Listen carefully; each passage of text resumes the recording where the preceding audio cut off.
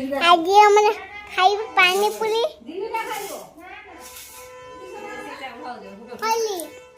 Prince चाहिए कौन कहला कहला आज आम पानी पूरी एटा आम निजे निजे बनाऊे खाली पूरी आसची खट्टा पानी आसची आम निजे खाली आलू चकुचे आलू आनी ना निजे घरे चकुचे। पापा कौन आसची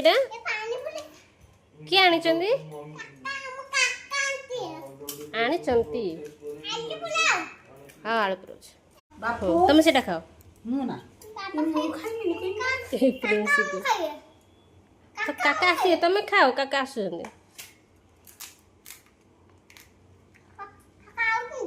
आम ये दुकान बसे गुपचुप दुकान ये छुआ बेसी कथा हो बेसी हाँ काका हाँ बेसी कम खाऊ बेसी कथा सब रही आम मुह सरीगला काका भी सत बसला कि धरिक बस शार्ट पिंधि ना